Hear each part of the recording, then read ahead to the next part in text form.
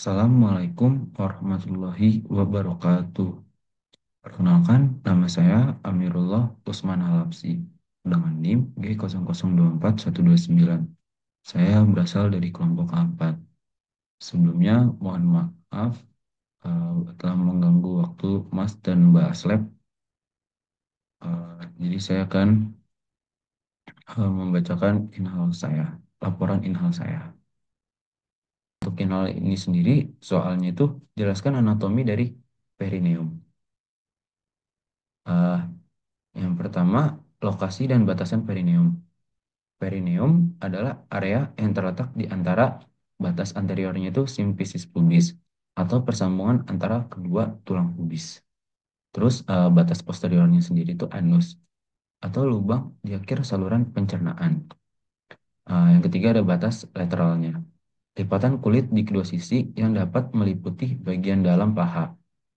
Terus perineum sendiri itu dibagi menjadi dua bagian berdasarkan strukturnya. eh, ada perineum urogenital dan perineum anal.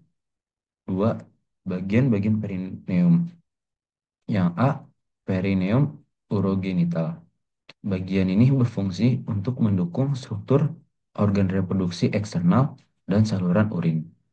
Pada wanita sendiri, perineum urogenital terletak antara vulva atau kelamin eksternal perempuan dan anus.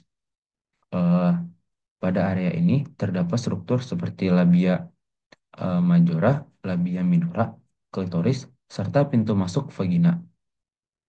Pada pria, perineum urogenital terletak antara skrotum dan anus. Di sini terdapat penis dan kantung zakar atau skrotum. B. Perineum anal. Perineum anal adalah bagian posterior perineum yang berhubungan langsung dengan anus. Bagian ini memainkan peran penting dalam pengendalian buang air besar karena terdapat otot-otot sfinkter yang mengatur pembukaan dan penutupan anus. Yang ketiga ada otot-otot perineum. Perineum sendiri itu memiliki sejumlah otot yang memberikan dukungan serta berperan dalam kontrol fungsional dari berbagai organ tubuh. Otot-otot perineum dibagi menjadi beberapa kelompok utama. Yang pertama ada A, otot pelvic diaphragma. Otot ini adalah struktur yang sangat penting dalam memberikan dukungan pada organ panggul. Otot-otot ini meliputi pertama ada otot levator ani yang membentuk dasar panggul dan memberikan dukungan untuk usus besar, kandung kemih, dan organ reproduksi. Yang kedua ada otot coccygeus. Otot ini berfungsi mendukung panggul dan melindungi organ dalamnya. Selanjutnya yang B, ada otot-otot superficial perineum. Nah, otot-otot ini terletak lebih dekat ke permukaan dan terlibat dalam fungsionalitas seksual serta kontrol saluran kemih dan anus. Selanjutnya ada otot bulbus spongiosum. Pada pria, otot ini membantu dalam ejakulasi. Sementara pada wanita, otot ini terlibat dalam kontraksi vagina. Selanjutnya ada otot ischiocavernosus. Otot ini mendukung penis pada pria dan klitoris. Pada wanita, berfungsi dalam pengaturan sekresi. Otot transversus perineum superficialis. Otot ini terlibat dalam penguatan dasar perineum dan mendukung organ-organ panggul. Selanjutnya ada vaskularisasi dari perineum sendiri. Perineum memiliki pasokan darah yang berasal dari arteri-arteri utama yang meliputi yang pertama ada arteri pudenda internal. Cabang utama dari arteri iliaka internasional yang mengalirkan darah ke bagian perineum, termasuk organ seksual eksternal dan otot-otot dasar panggul.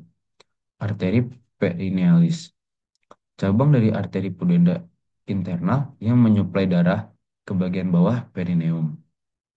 Yang kelima ada inervasi perineum. Perineum memiliki persarafan yang terhubung dengan sistem saraf somatik yang mengontrol gerakan sadar dan fungsi-fungsi tubuh seperti perasaan dan gerakan otot. Saraf budendal, saraf utama yang menginervasi perineum, yang berasal dari sakral atau S2 sampai S4 dan menyuplai sensasi pada daerah perineum serta mengontrol otot-otot sphincter yang terlibat dalam buang air kecil dan besar. Saraf perineal, cabang dari saraf pudendal yang memberikan sensasi pada kulit dan otot perineum. Baik, sekian presentasi dari saya. Mohon maaf sebelumnya jika saya ada salah kata atau salah lainnya. Semoga Mas dan para Mbak Lab dapat menerimanya dan dapat memaafkannya.